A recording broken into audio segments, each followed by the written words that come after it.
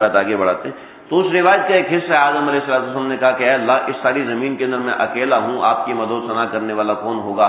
تو آدم علیہ السلام کو اللہ نے پھر جواب دیا، وہ بڑا تفصیلی جواب ہے۔ تو آدم علیہ السلام بتانے کا مقصد یہ ہے کہ اس زمانے میں زمینیں الگ تھیں، علاقے الگ تھے، تو ہر کوئی الگ رہتا تھا۔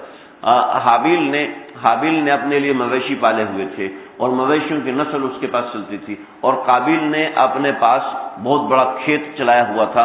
چنانچہ دونوں آدم علیہ السلام کے پاس حاضر ہوئے۔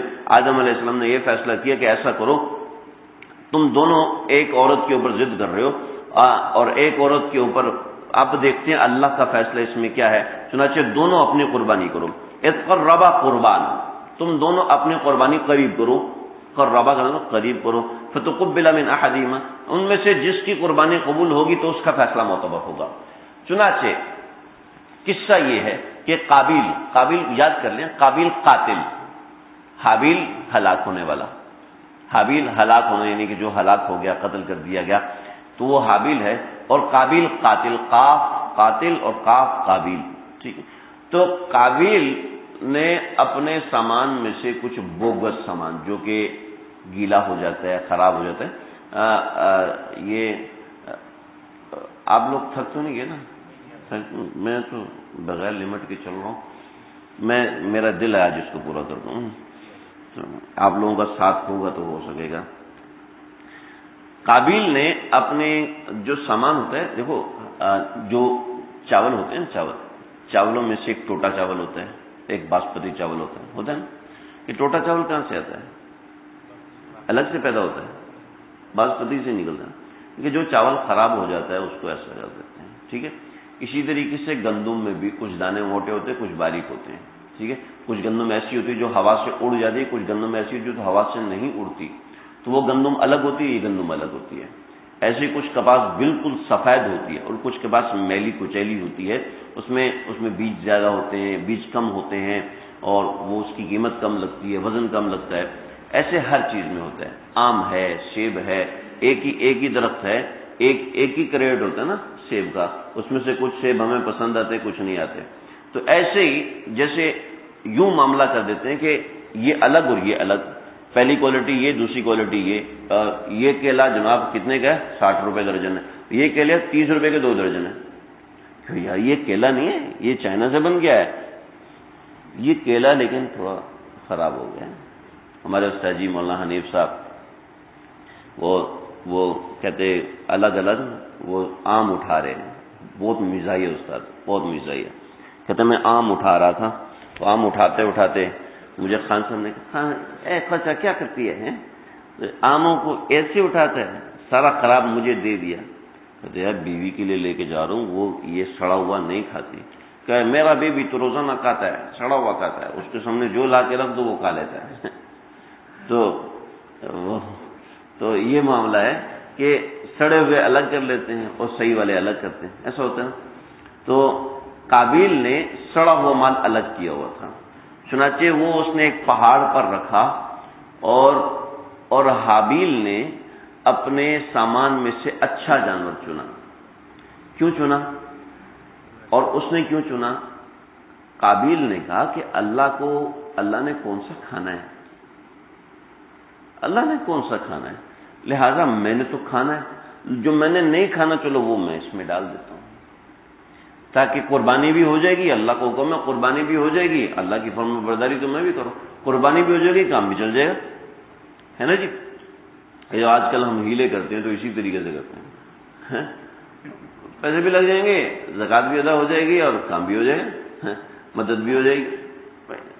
اس سے کیا ہوتا ہے؟ اس سے بے برکتی، ایسی بے برکتی، انسان سمجھتا ہے نکل جائے کوئی مسئلہ نہیں، اس سے بے برکتی آتی ہے، وہ فائدہ نہیں ہوتا۔ ہندوستان کا مفتی اعظم شیخ سعود، ہندوستان کا مفتی اعظم شیخ سعود، آپ سن رہے، میں ادب کا جملہ استعمال نہیں کر رہا، یہ ہندوستان کا مفتی اعظم تھا۔ اس نے کیا کیا؟ اس کے پاس سونا تھا، چونکہ بڑا مفتی تھا اور لوگوں کے بڑے بڑے مسئلے حل ہوتے تھے اس کے پاس آ کے، تو لوگ پھر ہدیے بھی دیتے تھے اس لحاظ سے، تو پیسہ بہت پیسہ تھا، اور اورنگزیب عالمگیر کی طرف سے تنخواہیں بھی بہت بڑی بڑی تھی علماء کی، اور یہ مفتی اعظم تھا، تو ظاہری بات ہے ایسا ہی پیسہ بہت تھا اس کے پاس. لیکن یہ کیا کرتا تھا، یہ ایسے کرتا تھا کہ 11 مہینے وہ سونا اپنی ملکیت میں رکھتا اور 3 مہینے کے لیے بیوی کو دے دیتا، ہاں یہ اب تمہاری ملکیت ہے. 3 مہینے کے بعد پھر واپس بیوی سے لے لیا. اب وہ بیوی تو گھر کی ہے نا، بیوی گھر کی ہے، ضرورت اس کو پیسے مل رہے تو وہ کسی کو کیوں بتائے گی. تاریخ میں لکھا ہے کہ دونوں مرنے سے پہلے مرتد ہو گئے. شرعی اعتبار سے ان پہ زکوٰۃ فرض نہیں ہوتی. مفتی اعظم تھا کوئی معمولی آدمی تو، دونوں مرنے سے پہلے مرتد ہو گئے. بھائی دین مذاق نہیں ہے، مذاق کرنے کے لیے تھوڑی دین، میں ایسے کر کے ایسے بچ جاؤں، ایسے کر کے ایسے بچ جاؤں، ایسے نہیں ہوتا. تو قابیل نے بھی یہی کیا، اس نے کہا کہ اللہ نے کون سا کھانا ہے، ایسی رکھ دو. اور کہا کہ اللہ کے نام پہ نکال رہا ہوں تو اچھا جانور نکالوں گا، اللہ کے نام پہ نکال رہا ہوں تو اپنی وسعت سے بڑھ کے نکالوں گا. یہ بھائی آپ اور ہم جوش میں نہیں آئیں گے، اپنی وسعت کے مطابق نکالنا چاہیے. لیکن حابیل نے اپنی وسعت سے بڑھ کے جب سوچے گا تو اپنی وسعت کے مطابق نکالے گا. جو کہے گا یار سلسلہ گنجائشیں چلا لو، تو پھر ایسے ہی ہوتا ہے. چنانچہ اس نے بہترین مینڈھا یا بھیڑ، اکثر روایت میں مینڈھا ہے، مینڈھا اس نے بہترین جو اپنے اس میں تھا سب سے زیادہ خوبصورت وہ نکالا. اور وہ نکال کے اس کی صفات مجھے دیکھنے کا وقت نہیں ملا کہ وہ کیا کیا صفات تھیں، تو وہ نکالا اور اس نے لا کے اللہ کے نام پہ اس کو کھڑا کر دیا. اس نے اپنے اناج رکھ دیا. چنانچہ آگ آئی اور اس مینڈے کو جلا دیا. جلانے کا مطلب یہ نہیں کہ جلا کے راکھ کر دیا، بلکہ یہ مطلب ہے کہ اس کو ختم کر دیا. روایات میں آتا ہے کہ اللہ رب العزت نے اس مینڈے کو آسمان پر اٹھا لیا اور وہ مینڈا آسمان پر زندہ رہا. اور جب حضرت اسماعیل علیہ السلام کو ذبح کرنے لگے تو اللہ رب العزت نے جو مینڈا حضرت اسماعیل کی جگہ پر رکھوایا وہ یہ حضرت حابیل والا مینڈا تھا. اللہ قبول فرماتے ہیں تو کیا ہے. اور آج جتنی گائے، جتنے اونٹ، جتنے بکرے ذبح ہوتے ہیں اس سب کا ثواب حضرت ابراہیم کی طرف جاتا ہے اور حضرت ابراہیم سے حضرت حابیل کی طرف جاتا ہے. ہاں جی، دنیا میں جہاں کہیں جانور ذبح ہو رہا ہے عید کے ایام کے اندر، سب کا ثواب حابیل کی طرف جا رہا ہے. فتقبل من احدہما، اللہ قبول کرتے ہیں تو ایسا قبول کرتے ہیں. حضرت حابیل کو تو اسی دن اس ظالم نے مار دیا، لیکن کیا ہے یہ ایسا معاملہ ہوا. اللہ کیا کہتے ہیں، فرماتے ہیں فتقبل من احدہما، ایک کی قبول کر لی، ولم یتقبل من الآخر، اور دوسرے کی قربانی قبول نہیں کی. قال لأقتلنک، اس نے کہا میں تجھے ضرور قتل کر دوں گا. جب تو قتل ہو جائے گا تو میری بہن کے ساتھ شادی کرنے والا کوئی رہے گا نہیں، لہذا میں ہی کروں گا. تو قال انما يتقبل اللہ من المتقین، اللہ دیکھو اس میں میرا قصور نہیں ہے، اللہ اس کی قربانی قبول کرتے ہیں جو تقوی سے رہتا ہے. اب دیکھیں یہ نہیں کہا کہ میں تقوی سے رہتا ہوں، اپنے بارے میں جو کہا وہ یہ کہا انی اخاف اللہ رب العالمین، میں تو اللہ سے ڈرتا ہوں. یہ نہیں کہا کہ میں تقوی سے رہتا ہوں، بلکہ کہا کہ میں انی اخاف اللہ رب العالمین، میں تو اللہ سے ڈرتا ہوں. لئن بسطت الی یدک، اگر تو میری طرف ہاتھ بڑھائے گا لتقتلنی، تاکہ تو مجھے مار دے، ما انا بباسط یدی الیک، تو میں اپنا ہاتھ تیری طرف نہیں بڑھاؤں گا لیقتلک، تاکہ تجھے قتل کروں. میں اپنا ہاتھ تیری طرف ہرگز نہیں بڑھاؤں گا کہ تجھے قتل کروں. انی اخاف اللہ رب العالمین، میں تو اللہ رب العالمین سے ڈرتا ہوں، لہذا میں ایسا نہیں کروں گا. تیری قربانی قبول نہیں ہوئی، اس کا مطلب ہے کہ تیرے رویے میں کھوٹ تھا. اور سمجھے ذرا، جو قابیل تھا اس کے بارے میں ہے کہ بڑی عمر کا تو تھا لیکن کمزور تھا، بہت کمزور تھا. اور جو حابیل تھے وہ چھوٹی عمر کو تھے لیکن پکے مضبوط پہلوان، لہذا وہ جاگتے ہوئے مقابلہ نہیں کر سکتا تھا. چنانچہ کیا کہ انی اريد ان تبوء باسمی واسمک، کہ میں یہ نہیں چاہتا کہ میں تیرے بھی گناہ کو اپنے کندھے پہ اٹھاؤں اور اپنے گناہ کو بھی کندھے پہ اٹھاؤں.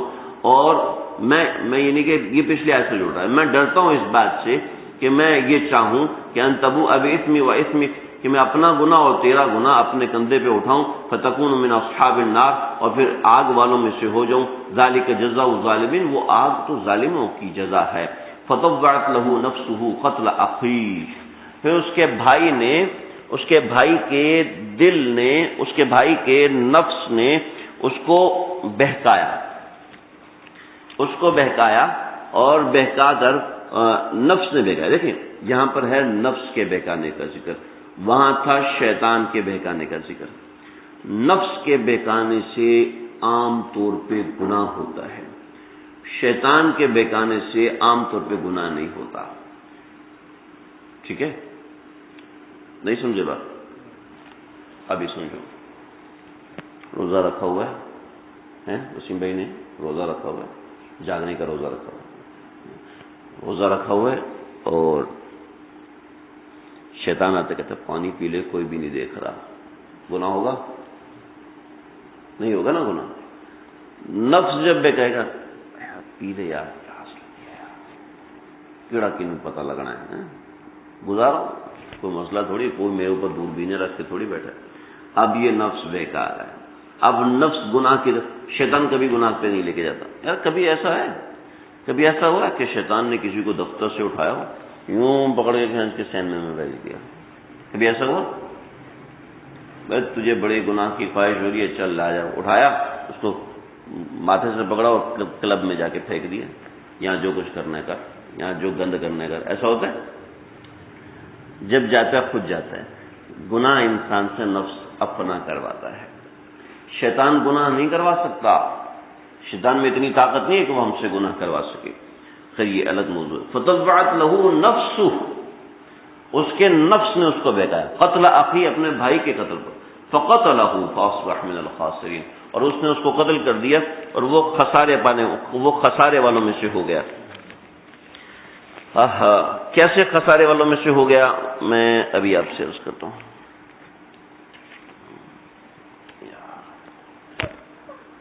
نبی کریم صلی اللہ علیہ وسلم کی حدیث ہے، فرمایا لا تقتل نفس ظلما الا كان على ابن آدم الاول، ابن آدم الاول کفل دمها لانه كان اول من سن القتل۔ آپ صلی اللہ علیہ وسلم نے فرمایا کہ لا تقتل نفسا ظلما، کوئی کسی نفس کو ظلم اگر قتل کرتا ہے تو کان علی ابن آدم الاول، تو آدم اول یعنی آدم علیہ السلام کے اول بیٹے پر اس کا گناہ ضرور جاتا ہے۔ کفر دمہا، کس کے گناہ، دم کا گناہ اس کو بھی ملتا ہے کہ لأنہ کان اول من سن القتل، کہ جس نے سب سے پہلے گناہ کو، قتل کے گناہ کو ایجاد کیا۔ اس طرح ایجاد کیا کہ سامنے مقابلہ تو کر نہیں سکتا تھا، حابیل سوئے ہوئے تھے اور سوئے ہوئے ان کا سر ایک چٹان کے اوپر تھا اور اوپر سے ایک دوسری چٹان اٹھا کے ان کے سر پہ ماری، جس سے ان کا سر کچلا گیا، جس سے وہ قتل ہو گئے۔ تو رسول اللہ صلی اللہ علیہ وسلم نے فرمایا، یہ جو قصہ ہوا ہے، میں نے شروع میں عرض کیا تھا، یہ لگتا نہیں ہے کہ مکے میں ہوا ہے، بلکہ یہ دمشق میں ہوا ہے، اور دمشق کا کوئی علاقہ ہے، وہاں کی بڑی تفصیل لوگوں نے لکھی ہے۔ اس علاقے میں ایک پہاڑ ہے جبل قاسیون، جبل قاسیون کے دامن میں ایک قبر ہے، کافی طویل قبر ہے، کافی لمبی قبر ہے، اور اس کے بارے میں علماء کا گمان ہے کہ یہ حابیل کی قبر ہے، اس کی تصویر بھی آتی ہے، یہ حابیل کی قبر ہے۔ اور اس کا قرینہ کیا ہے؟ ابن عساکر رحمۃ اللہ علیہ نے احمد ابن کثیر رحمۃ اللہ علیہ کا قصہ نقل کیا ہے، اور احمد ابن کثیر کے حالات ذکر کیے۔ احمد ابن کثیر کے حالات میں انہوں نے بتایا کہ میرے خواب میں نبی کریم صلی اللہ علیہ وسلم کی زیارت ہوئی اور ان کے ساتھ حابیل بھی تھے، اور حابیل نے کہا کہ میں اللہ کی قسم کھا کے کہتا ہوں یہ میری قبر ہے، مجھے اسی جگہ قتل کیا گیا تھا اور یہ میری قبر ہے، میں یہاں پر مدفون ہوں۔ اور نبی کریم صلی اللہ علیہ وسلم نے فرمایا ہاں یہ صحیح کہہ رہا ہے۔ آپ صلی اللہ علیہ وسلم نے اس کی تصدیق کروائی، ہاں یہ صحیح کہہ رہا ہے، اللہ معاف فرمائے یہ الفاظ نہیں، آپ صلی اللہ علیہ وسلم نے اس کی تصدیق فرمائی، یہ ہاں صحیح کہہ رہا ہوں۔ اللہ کے نبی کی طرف کوئی چیز نقل کر دینا جو کہ اللہ کے نبی نے نہ کہی وہ بڑی خطرناک ہوتی ہے، اللہ تعالیٰ معاف فرمائے۔ تو یہ ہے کہ آپ صلی اللہ علیہ وسلم نے تصدیق فرمائی جو روایت میں ہے۔ چنانچہ اہل علم کا گمان یہ ہے کہ وہاں پر حابیل کی قبر ہے جبل قاسیون کے کہ دائیں بائیں، لیکن بہرحال اس کی کوئی شرعی حیثیت نہیں ہے، شرعی طور پر نہیں کہہ سکتے. لیکن آپ مجھے بتائیں یہ بات سننے کے بعد دل کیا کہتا ہے؟ دل یہی کہتا ہے کہ وہیں پر قبر. آدم علیہ السلام کو جب اس قتل کا پتہ چلا تو انہیں بڑا افسوس ہوا. چند اشعار منقول ہیں دیگر کتابوں کے اندر، لیکن بہرحال آدم علیہ السلام کی اس طریقے سے 20 مرتبے دو اولادیں ہوئیں. اور جب آدم علیہ السلام 930 برس کے تھے اس وقت ایک اکیلی اولاد پیدا ہوئی جن کا نام حضرت شیش تھا. جس کا نام حضرت شیش تھا. حضرت آدم علیہ السلام کی عام زبان عبرانی زبان تھی. حضرت آدم علیہ السلام پر 21 صحیفے نازل ہوئے. 21 صحیفے آدم علیہ السلام پر نازل ہوئے اور وہ سارے کے سارے عبرانی زبان میں تھے. اور آدم علیہ السلام 970 سال جیے یا 1000 سال تک زندگی گزاری، 960 سال تک زندگی گزاری یا 1000 سال تک کی زندگی گزاری. روایت میں اختلاف ہے. میں پچھلی دفعہ عرض کر چکا ہوں کہ آدم علیہ السلام کے سامنے اللہ نے ساری کی ساری ضروریات کو رکھا. انہوں نے دیکھا اس میں سے ایک شخص ایسا ہے جس کی آنکھوں کے درمیان روشنی چمک رہی ہے اور بہت ہی زیادہ روشنی چمک رہی ہے. سب کے درمیان آنکھوں کے درمیان روشنی چمک رہی تھی، اور ایک جو شخص تھا اس کی آنکھوں کے درمیان جو روشنی تھی وہ حد سے زیادہ تھی. تو پوچھا کہ جن کی آنکھوں کے درمیان روشنی چمک رہی ہے یہ کون ہیں؟ تو کہا یہ وہ لوگ ہیں جو کہ آپ کی ضروریات میں سے ایمان لائیں گے، کافر نہیں ہوں گے. اللہ اللہ. تو ہم وہ لوگ ہیں جن پر حضرت آدم کی نظر پڑی ہوئی ہے. اللہ نے ہمیں ایمان کی دولت سے نوازا. اللہ خاتمہ بالایمان نصیب فرمائے. کہا یہ داؤد ہیں جن کی روشنی بہت زیادہ ہے. فرمایا کہ اس کی عمر کیا ہے؟ کہا 60 سال. کہا میری عمر کے 40 سال اس کو دے دو. چنانچہ جب فرشتے آدم علیہ السلام کے پاس آئے، روایت میں منقول ہے آدم علیہ السلام نے کہا کہ میری زندگی کے ابھی 40 سال باقی ہیں. تو فرمایا کہ آپ نے 40 سال تو حضرت داؤد کو دے دیے تھے. تو آدم علیہ السلام نے کہا مجھے تو یاد ہی نہیں، مجھے تو یاد ہی نہیں ہے. تو اول من نسی فہو آدم او کما قال، کہ آپ صلی اللہ علیہ وسلم نے فرمایا کہ پہلا وہ شخص جو کہ بھول گیا تھا وہ آدم علیہ السلام تھے. کہ آدم علیہ السلام سب سے پہلے بھولے تھے اور یہ واقعہ آپ صلی اللہ علیہ وسلم نے سنایا. تو بہرحال اللہ رب العزت نے عمر 1000 سال ہی دی ہو یا ان میں سے 40 سال کم کر دیے ہوں، یہ دونوں اپنی جگہ پر درست ہو سکتے ہیں. اس سے یہ مسئلہ نہیں نکالا جا سکتا کہ میں اپنی عمر کسی کو دے دوں. اس سے یہ مسئلہ نہیں نکال سکتے، اس لیے کہ وہ جنت کے معاملات تھے، دنیا کے اندر معاملات اور ہیں. اچھا، ایک بات درمیان میں رہ گئی اور وہ اس آیت کے اندر تھی. فبعث اللہ غرابا یبحث فی الارض. اللہ رب العزت نے ایک کوا بھیجا. اور ہم پہلے سمجھتے تھے کہ یہ سارے نا ایسے قصے گھڑے ہوئے مولویوں نے. جب قرآن مجید میں پتہ چلا یار یہ تو قرآن میں لکھا ہوا ہے، اس کو قصہ کیسے کیسے. فبعث اللہ غرابا، اللہ رب العزت نے ایک کوے کو بھیجا. یبحث فی الارض، بھی مجھے الجھن ہوتی ہے آپ سے نہیں کہیں. یبحث فی الارض، اس نے زمین میں نا ٹھونگے ماری. لیریہ، اور ٹھونگے مار کے اپنے ساتھی کوے کو اس گڑھے میں دفن کیا. تو لیریہ کیف یواری سوءۃ اخی، کہ کیسے اپنے بھائی کی لاش کو چھپانا ہے. قال یا ویلتا، کہنے لگا ہائے ہائے ہائے، اعجزت ان اکون مثل هذا الغراب، میں تو اس کوے کی طرح بھی نہیں بن سکا. فاواری سوءۃ اخی، کہ اپنے بھائی کی لاش کو میں چھپاتا. فاصبح من النادمین، اور بڑا شرمسار ہوا، بڑا شرمندہ ہوا. ہمارے مفسرین نا کسی کو چھوڑتے نہیں ہیں. ایسی بہترین بات کی. میں بائبل میں خدا تعالیٰ کا بائبل حابیل خدا تعالیٰ کا مقبول بندہ تھا اور قابیل بارگاہ الہی کا راندہ درگاہ تھا. اس لیے ضرورت تھی کہ حابیل کے پاک جسم کی توہین نہ ہو. نسل آدم کی کرامت اور بزرگی قائم کرنے کے لیے مردوں کی تدفین کی سنت قائم ہو جائے گی، اور تقاضا انصاف تھا کہ قابیل کی اس کمینہ حرکت پر اس کو دنیا میں بھی ذلیل کیا جائے اور اس قابل بنا دیا جائے. خود اس کو اس کی بیمائگی، عقل اور دانش اور کمینگی کا احساس ہو جائے. اس لیے نہ تو اس کو الہام بخشا اور نہ ہی اس کو کوئی تعلیم دی، بلکہ اس کمینے حرکت کو چھپانے کے لیے عقل کی روشنی اللہ نے اس کو نہیں دی، بلکہ ایک ایسے حیوان کو اس کا رہنما بنا دیا جو کہ عیاری مکاری میں طاق ہے اور ضرب المثل ہے کہ یہ عیار جانور ہے. آخرکار قابل کو یہ کہنا پڑا کہ یا ویلتا اعجزت ان اکون مثل ھذا الغراب، ہائے افسوس کہ میں اس کوے کی طرح بھی نہ بن سکا. یعنی کہ کوئی شخص کے ہائے یار اس کو تو گدھے جتنی بھی عقل نہیں ہے، تو ہائے مجھے تو کوے جیسی بھی عقل نہیں ہے. تو یعنی کہ کوہ مکار ہے، تو اس کو مکار جانور اس کا آگے بڑا بنایا. اللہ رب العزت نے آدم علیہ السلام کو جتنی بھی عمر دی، اتنے صحیفے 21 صحیفے نازل فرمائے یا 121 صحیفے نازل فرمائے، مختلف روایات ہیں. تو آدم علیہ السلام نے وہ سارے کے سارے صحیفے کاغذ پہ درج کیے ہوئے تھے، لکھے ہوئے تھے، اور آدم علیہ السلام اپنی اولاد ہی کی طرف مبعوث ہوئے. حضرت آدم علیہ السلام کا جب انتقال ہوا تو ان کی اولاد کی تعداد تقریباً 4 لاکھ تھی.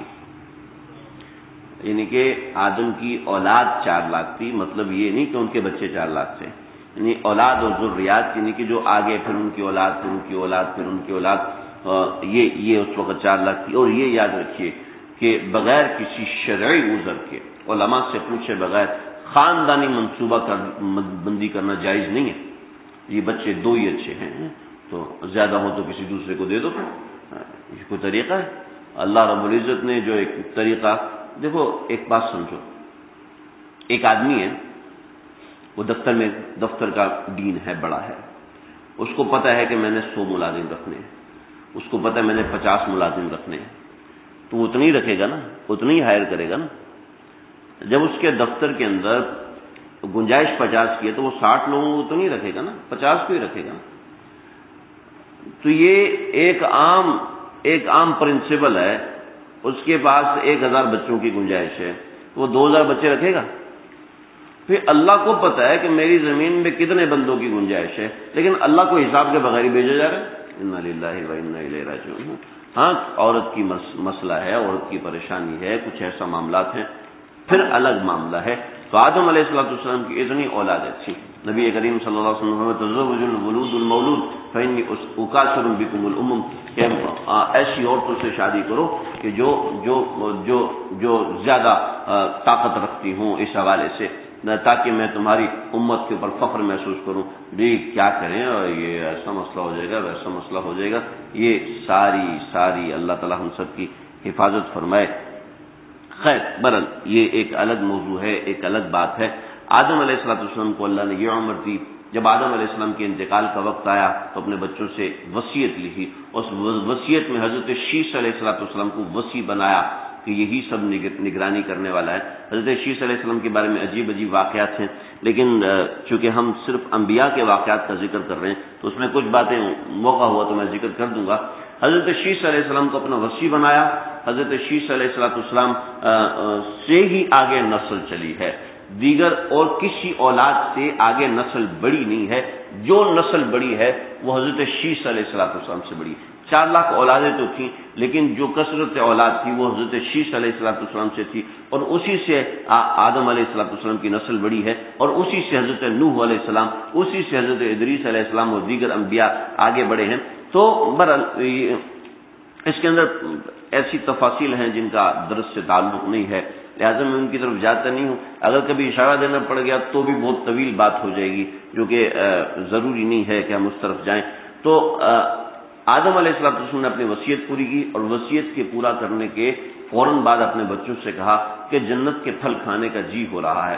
اس سے بعض لوگوں نے یہ استدلال کیا کہ آدم علیہ السلام کی جنت جو ہے وہ زمین میں تھی، اس لیے کہ جنت کے پھل زمین میں کہاں سے آ گئے. تو میں نے پچھلی دفعہ بتایا تھا کہ آ گئے، پچھلی دفعہ بتایا تھا کون کون سے پھل جنت سے ساتھ آئے تھے. تو یقیناً کہ وہ ان پھلوں میں سے کسی پھل کو کھانے کا جی چاہ ہوگا انار کھاؤں، جی چاہ ہوگا نرم چیز کھانے کا تو انگور کھا لوں جی، تو وہ بھی تو جنت سے حضرت آدم علیہ السلام کے ساتھ آیا تھا. تو ایسا بھی ممکن ہے. چنانچہ وہ بچے گئے. جب وہ بچے گئے تو پیچھے سے فرشتے آئے. فرشتوں کو آدم علیہ السلام اور صرف حضرت حوا پہچانتی تھی. تو حضرت حوا نے فرشتوں کو دیکھا تو آدم علیہ السلام کا دوڑ کے ہاتھ پکڑ لیا کہ ہائے اب مجھے ڈر لگ رہا ہے کہ کہیں آپ کی روح قبض کرنے کے لیے آئے ہیں. تو حضرت آدم علیہ السلام نے فرمایا کہ ہٹ جاؤ سامنے، میں دوبارہ اس جگہ پہ جانا چاہتا ہوں جس جگہ سے میں یہاں نکالا گیا تھا. چنانچہ آدم علیہ السلام کی روح فرشتوں نے قبض فرمائی روایتوں میں آتا ہے اللہ رب العزت نے آدم علیہ السلام کے لیے جنت سے 2-3 چیزیں بھیجی، ایک کفن بھی اللہ رب العزت نے بھیجا، اور 2-3 اور چیزیں ہیں مجھے بھی نام یاد نہیں ہے، اللہ نے وہ جنت سے بھیجی، خوشبو بھی جنت سے بھیجی۔ چنانچہ ان کے بچے جب گئے وہ پھل توڑنے کے لیے تو راستے میں فرشتے ملے، بھی کہاں جا رہے ہو؟ کہا والد صاحب کو اس پھل کی ضرورت ہے، فرمایا کہ تمہارے والد صاحب کا انتقال ہو چکا ہے۔ چنانچہ واپس آئے تو دیکھا آدم علیہ السلام کا انتقال ہو چکا تھا۔ آدم علیہ السلام کی قبر کھودی گئی جبل ابی قبیس کے دامن میں، مسجد حرم کے باب السلام سے باہر نکلے تو آپ کو ایک پہاڑ نے اس پورے علاقے کو گھیرا ہوا ہے۔ یہاں سے شروع ہوتا ہے، باب السلام کے پاس سے شروع ہوتا ہے اور وہ چلتا چلتا چلتا ادھر آتا ہے دوسرے صفا، باب صفا کی طرف تک آتا ہے، یعنی اس کو پورے علاقے کو گھیرا ہوا ہے۔ باب عبدالعزیز کی طرف بھی اس پہاڑ کا کچھ حصہ ہے، البتہ اس کے اوپر تو محل بنا دیا اس پہاڑ کو توڑ کے، لیکن نیچے تو اصل پہاڑ ہے اور پھر پہاڑ۔ تو اس کے دامن میں جو علاقہ ہے، اس جگہ پر حضرت آدم علیہ السلام کی قبر تھی۔ جب حضرت نوح کا طوفان آیا ہے تو اس کے بعد روایتوں میں آتا ہے کہ حضرت نوح علیہ السلام نے آدم علیہ السلام کو دوبارہ طوفان کے بعد اس جگہ پر دفن کیا، ایک دوسری جگہ پر۔ تو یوں سمجھ میں آتا ہے کہ آدم علیہ السلام کی لاش کو شاید نکالا گیا تھا یا کس طریقے سے پہنچایا گیا کہ مکہ اور بیت المقدس بہت دور کا فاصلہ ہے، تو بیت المقدس حضرت آدم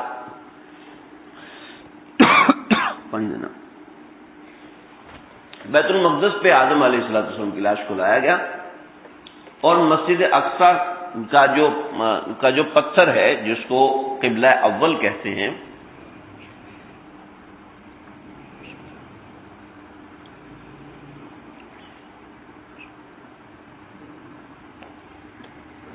حضرت موسیٰ علیہ السلام کا جب ذکر آئے گا تو اس میں ساری تفصیل آئے گی، بیت المقدس کسے کہتے ہیں، قبلہ اول کسے کہتے ہیں۔ تو مسجد اقصی کو بیت المقدس سمجھتے ہیں نا، تو بیت المقدس مسجد اقصی نہیں ہے۔ مسجد اقصی یہاں سے کر لیں میرا گھر، ٹھیک ہے، وہاں سے مسجد اقصی کی ابتدا ہو رہی ہے اور بیت المقدس یہ ہے، انہیں اتنا فاصلہ ہے۔ تو یہ کہتے ہیں آدم علیہ السلام کو جب دفن کیا گیا تو ان کا سر مبارک مسجد اقصی پہ اور بیت المقدس پہ ان کے پاؤں مبارک تھے، یا اس کا الٹا کر لیں کہ ان کا سر مبارک ادھر تھا اور بیت المقدس کی طرف ان کے پاؤں مبارک تھے۔ حضرت آدم علیہ السلام کا قبلہ خانہ کعبہ تھا، آدم علیہ السلام خانہ کعبہ کا ہی طواف کیا کرتے تھے، اسی کی طرف رخ کر کے نماز پڑھا کرتے تھے۔ اس سے یہ سمجھ میں آیا چونکہ طواف اور حج ان کا کیا کرتے تھے تو سمجھ میں آتا ہے کہ قبلہ ان کا کعبۃ اللہ تھا، اور اس حضرت آدم علیہ السلام کا جنازہ پڑھایا فرشتوں نے تو 4 تکبیرات سے پڑھایا اور دکھایا کہ 4 تکبیرات سے ہی جنازہ پڑھا جائے گا۔ بعض روایتوں میں 30، بعض روایتوں میں 5، لیکن ان میں جو مضبوط ہے وہ یہ ہے کہ 4 تکبیرات پڑھی، جیسے ہم لوگ 4 تکبیرات پڑھتے ہیں تو اس طرح کی 4 تکبیرات سے ان کا جنازہ پڑھایا گیا۔ اللہ تعالیٰ جو ان کا قرآن میں ذکر آیا ہے اس سارے کے متعلق ہم تقریباً مختصراً یا بعض مقامات پر مفصلاً بات کر چکے۔ اللہ رب العزت ہمارے لیے ان کی خوشنودی کو عام اور تام فرما دے، جو باتیں ذکر کی ہیں اللہ سمجھنے کی اور عمل کرنے کی توفیق عطا فرمائے۔ وآخر دعوانا الحمدللہ رب العالمین۔ دیور اور بھابھی کا احتیاط، بہنوئی اور سالی میں احتیاط، ایک دسترخوان میں ساتھ بیٹھ کے کھانا، جن گھروں میں اوپن کچن ہوتا ہے اس کی وجہ سے بے پردگی ہوتی ہے، خواتین کام کے دوران اپنے دوپٹے کا خیال نہیں رکھ پائیں تو اس کی وجہ سے بے پردگی۔ بھائی ان کا جواب بہت تفصیل سے ہے اور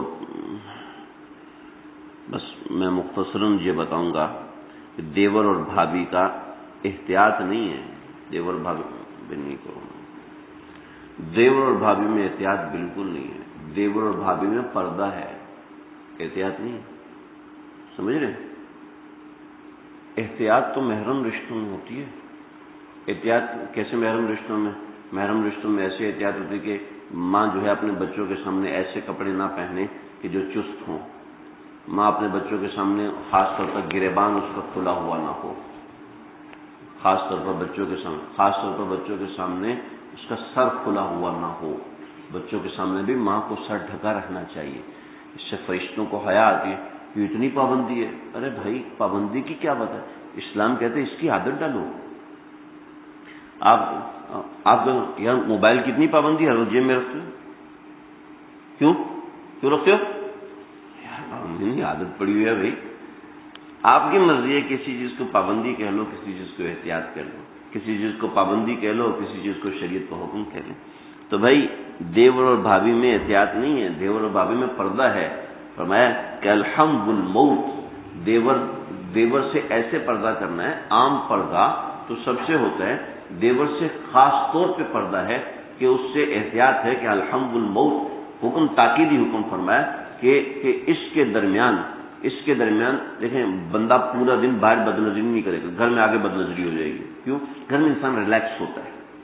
گھر میں انسان جب ریلیکس ہوتا ہے تو شیطان کا حملہ انسان کے اوپر جو ہوتا ہے نا، وہ سب سے پہلا اٹیک بد نظری کے ذریعے سے ہوتا ہے. ان النظر سہم من سہام ابلیس مسموم، نظر جو ہے شیطان کا تیر ہے، زہر میں بھجا ہوا. تو شیطان سب سے پہلے انسان کا جو ارادہ توڑتا ہے. میں نے جمعے کے اوپر اس کے اوپر بڑا تفصیل سے بیان کیا، بہت تفصیل سے بیان کیا ہے. اگر کسی کو چاہیے تو وہ سن سکتا ہے کہ بھئی اس کی وجہ کیا ہے. اور بعض مطلب ایسے ہوتا ہے کہ انسان کو مسئلہ سمجھ میں نہیں آتا، لیکن وجہ سن لیتا تو بات سمجھ میں آ جاتی ہے. تو دیور اور بھابھی کے درمیان، پھر اسی طریقے سے بہنوئی اور سالی کے درمیان بھی احتیاط نہیں ہے، پردہ ہے. اور بڑا سخت حکم ہے پردے کا، بہت ہی سخت حکم ہے. اور ایک دسترخوان پہ ساتھ بیٹھ کے کھانا بالکل جائز نہیں ہے. ہر لقمے پہ اللہ کی لعنت پڑے گی، ہر لقمے پہ، ہر پانی کے بوند پہ اللہ کی لعنت پڑے گی.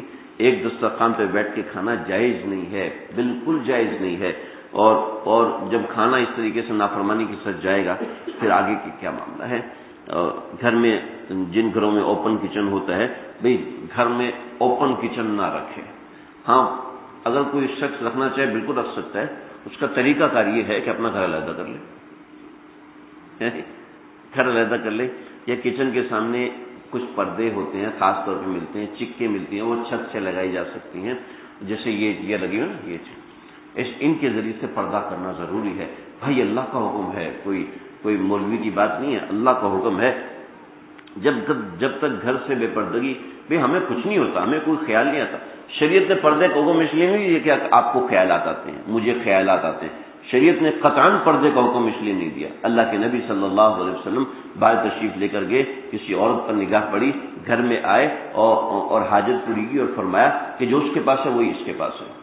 کیا مطلب بتانے؟ اللہ کے نبی کو حاجت تھی؟ نہیں، بات سمجھ رہے نا. اللہ کے نبی یہ بتانا چاہتے ہیں کہ دیکھو جو چیز ادھر ہے وہی چیز ادھر ہے. ایسا نہ ہو کہ کبھی دماغ ادھر چلا جائے، اور ایسا نہ ہو کہ کبھی دماغ وہاں سے ادھر آ جائے.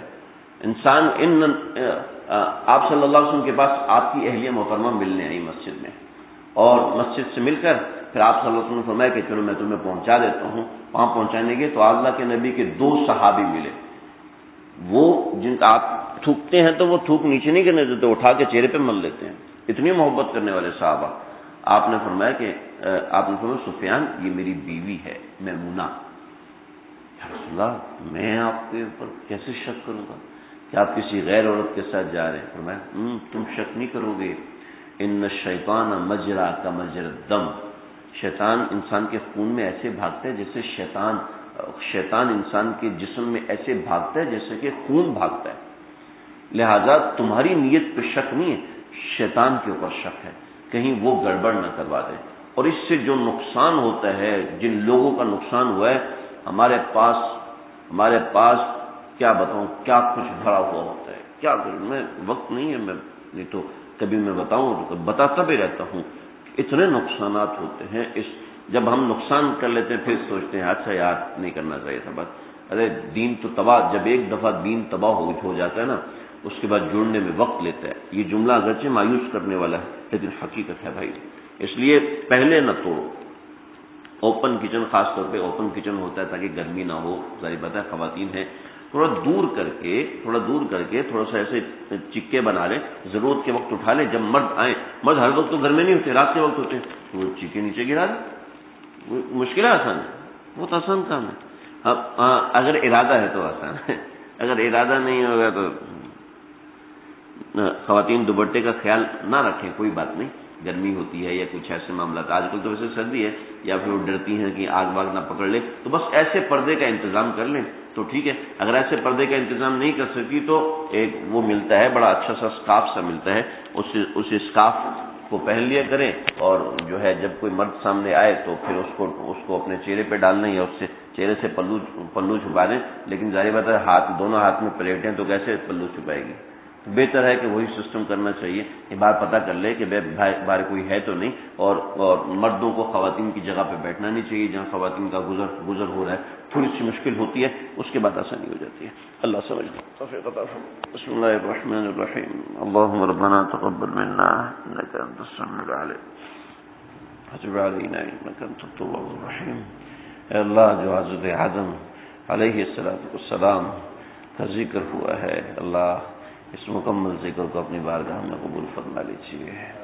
اے اللہ، اس کے اندر جو بھی نیکی و کار ثواب ہوا ہے، اے اللہ یہ ان تک پہنچا دیجیے، ہم سب کی طرف سے ہدیتاً پہنچا دیجیے. اس میں جو کمیاں ہیں اللہ اس کو معاف فرما دیجیے. وہ جو کمی ہے، جو خطا ہے اللہ، وہ ہماری طرف سے ہے. اے اللہ ان خطاؤں کو معاف فرما دیجیے. ہمارے اس درس کو، اس مل بیٹھنے کو، اس جمع ہو جانے کو قبول فرما دیجیے. اے اللہ قبول فرما دیجیے، منظور فرما دیجیے، مقبول فرما دیجیے. اے اللہ تیرے نبی کا ذکر ہے اور تیرے اس قرآن سے ذکر ہے. اے اللہ، اے میرے مالک، اے میرے پروردگار، اے میرے پروردگار، ہمیں ان کی برکات عطا فرما دیجیے. اے اللہ یہ برکت در برکت ہے، اے اللہ یہ برکات ہم سب کو نصیب فرما دیجیے. اللهم ربنا تقبل منا انك انت السميع العليم وتب علينا انك انت التواب الرحيم. وصلى الله تعالى على خير خلقه محمد وآله وصحبه اجمعین. ایک چھوٹی سی بات رہے گی، وہ یہ بات تھی کہ قابیل کو قتل کا گناہ کیوں ملتا ہے؟ آپ بتائیں جی. اس نے کیا من سن سنۃ فلہ اجرہ مثلہ، جس نے کوئی کام شروع کیا تو آگے جو بھی اس کی تقلید میں وہ کام کرے گا اس کو اس کام کا وہی اجر ملے گا جتنا اس کرنے والے کو ملا. تو من سن سنۃ حسنۃ، کس نے اچھا کام شروع کر دیا تو آگے جتنے اس کی وجہ سے اچھا کام کریں گے ان کو ثواب ہوگا، اور کسی نے برا کام کرنا شروع کر دیا تو آگے اس کو دیکھ کے جتنے لوگ برا کام کریں گے اس کا گناہ اس کو بھی پورا کا پورا ملے گا. جی، جتنا اس کو گناہ ملا ہے اتنا پورا کا پورا گناہ اس کو ملے گا. ہاں یہ کہ توبہ کر لے، جیسے ہمارے پاکستان کے بہت بڑے جنید جمشید، انہوں نے توبہ کر لی. اب سارے کے سارے گانے روکنا تو ان کے اختیار میں نہیں ہے، لہذا اب انہوں نے توبہ کر لی. ساری دنیا کو پتہ ہے کہ اس نے توبہ کر لی ہے. اب توبہ کرنے کے بعد جو کرتا ہے اب اس کے سر. ٹھیک، ایسے ہی کوئی گھر کے اندر ٹی وی لے کے آتا ہے، کوئی گھر کے اندر نافرمانی کا آلہ لے کے آتا ہے. جب بچہ وہ گناہ کرے گا تو اس کو بھی اس گناہ کا حصہ ملے گا، چاہے یہ زندہ ہے چاہے یہ مر گیا. چاہے اس نے بچوں کو تصویر پہ لگایا تھا، گھر میں بچوں کو بے پردگی پہ لگوایا تھا.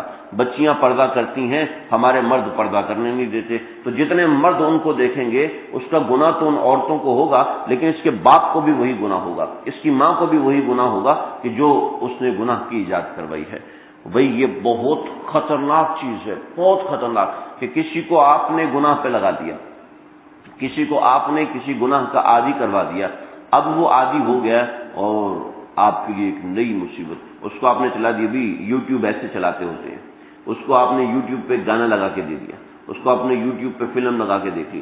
جو گناہ اس کو ہوگا وہ گناہ آپ کو بھی ہوگا. سمجھ رہے ہیں؟ آپ نے اس کو تلاوت قرآن کا عادی بنایا، آپ نے اس کو نورانی قاعدہ پڑھنے کی ترغیب دی. آپ نے خود نہیں پڑھا ہوا، لیکن آپ نے ترغیب دی، اپنے بچے کو قرآن میں ڈالا، اپنے بچے کو علم دین میں ڈالا. تو جو بچہ پڑھے گا اس کا ثواب آپ کو بھی ہوگا، جو حدیث بچہ پڑھے گا اس کا ثواب باپ کو ہوگا، جو نیکی کا کام بچہ کرے گا باپ کو اس کا ثواب ہوگا، اس لیے کہ اس نے اچھا کام پہ اپنے بچوں کو ڈالا ہے، اب اچھے کام پہ لوگوں کو ڈالا ہے. اور اگر برے کام، دیکھو اگر کوئی نیکی ہوتی نہیں ہوتی نا کوئی بات نہیں، لیکن کوئی ایسا گناہ نہ کریں کہ جس سے گناہ جاریہ ہو، کوئی ایسا گناہ نہ کریں کہ جس سے دوسرے کے لیے گناہ کی ترغیب بن جائیں ہم لوگ۔ اللہ تعالیٰ ہم سب کو توفیق عطا فرمائے، سمجھ عطا فرمائے۔ السلام علیکم ورحمۃ اللہ وبرکاتہ۔